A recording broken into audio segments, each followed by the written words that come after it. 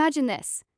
You're standing in a crowded room, maybe a cafe, maybe a train station, maybe a party where half the people are pretending to be comfortable and the other half are staring at their phones.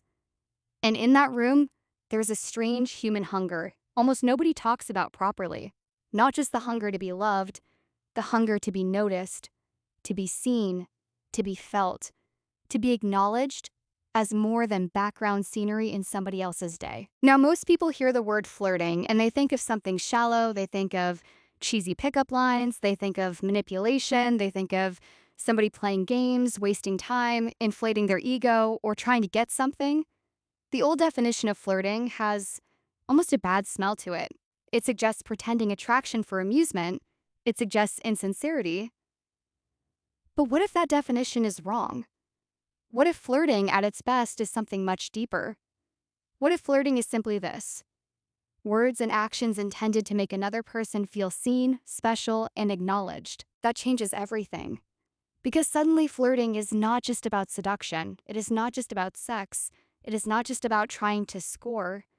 It becomes something more human, more subtle, and frankly, more beautiful. It becomes the art of awakening another person's aliveness in the moment. And when you look at it this way, flirting is not trivial at all.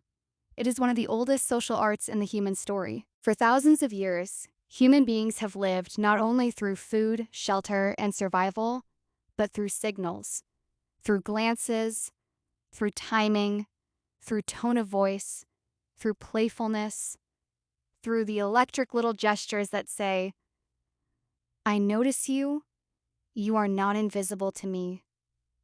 For this moment, you matter.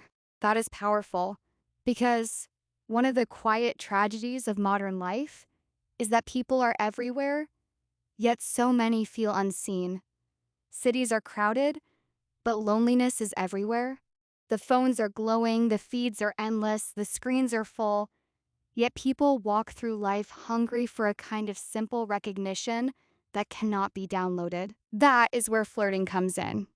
Not as deception, not as performance, but as a tiny act of rebellion against indifference. Now here's where it gets really interesting. A lot of people think flirting belongs only to the naturally confident, the extroverts, the loud ones, the smooth talkers, the people who seem born knowing exactly what to say. But that is a myth, because real flirting is not about being the loudest person in the room, it is about being the most present. And presence is rare. To be present means you are not trapped in your own head, you are not obsessing over how you look, how you sound, or whether you are impressing someone. You are actually there. You are looking, listening, noticing, feeling the reality of another person instead of treating them like a prop in your own movie. In fact, the quiet person may have an advantage here, because when a reserved person opens up, even a little, it can feel more genuine, more intentional, more meaningful. Their attention does not feel cheap. It feels earned. It feels real. And that is the first foundation of flirting. Presence, phones down, eyes up, nervous system calm, attention directed outward. The second foundation is enthusiasm. Not fake enthusiasm, not hyperactive performance. Not that exhausting sales pitch energy that makes people want to escape.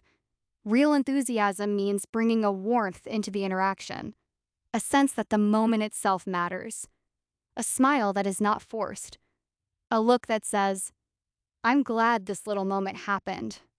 That is magnetic, because people do not only remember what you said, they remember how they felt around you.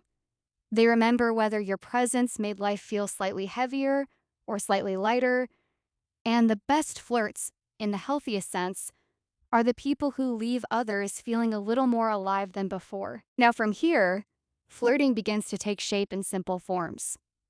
The first is curiosity. This may be the most underrated flirting style of all. Curiosity is powerful because it does not objectify, it does not bulldoze, it does not try too hard. It invites, it opens. It says, who are you? Really, what excites you? What do you care about? A curious person asks better questions. Not robotic interview questions, not dead small talk, real questions. questions that make another person step into themselves more fully. And then comes the crucial part: listening. Listening with the eyes, listening with the face, listening with the little details, remembering the lemon wedge they asked for, picking up the story they mentioned 5 minutes ago, catching the feeling behind the words. That is flirting too, because to be deeply attended to is one of the most attractive experiences in human life. The second form is compliments, but not lazy compliments, not vague ones, not self-centered ones, not the kind that say more about your appetite than about the other person. A real compliment is specific. It is sincere.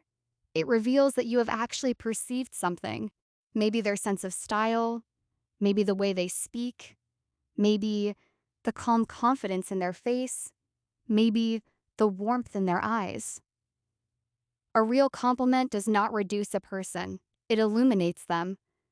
That is why bad compliments often fail. They are too generic, too possessive, too blunt, too centered on the speaker. They do not make the other person feel seen, they make them feel evaluated. Good compliments do the opposite. They say, "I noticed something particular about you, and it was worth naming." That is almost an act of respect. And then there is the third form, playfulness. Playfulness is where flirting becomes light. A joke, a wink, a teasing line with a soft edge, a little spark of shared absurdity. Play matters because attraction suffocates under too much heaviness. Human beings need room to move, room to laugh, room to feel that connection is not a courtroom but a dance. But playfulness requires intelligence. You have to read the room, because what is charming in one moment is awkward in another. What is delightful with one person is irritating with another. Play without sensitivity becomes cringe.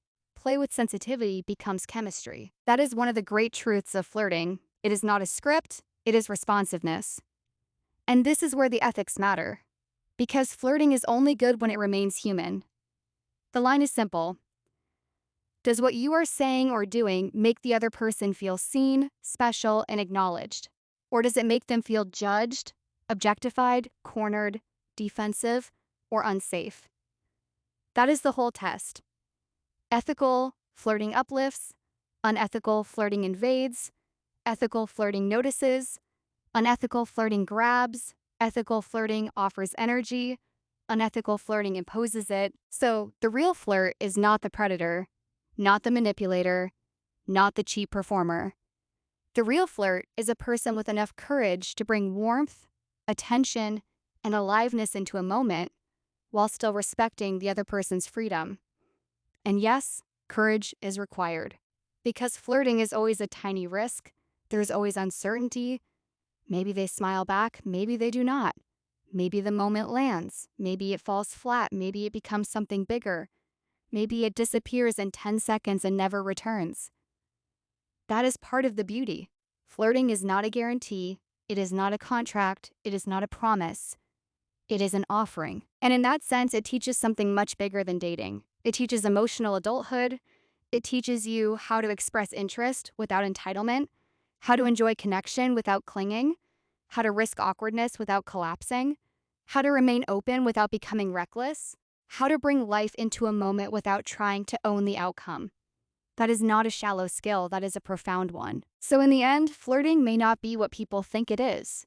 It may be one of the quiet arts by which human beings rescue each other from anonymity. A glance that says, "I see you." A question that says, "You interest me." A compliment that says, "Something about you deserves to be named." A playful gesture that says, "Life is lighter because you're here." And maybe that's why flirting matters so much. Because in a world full of distance, distraction, and loneliness, to make another person feel seen, special, and acknowledged is no small thing.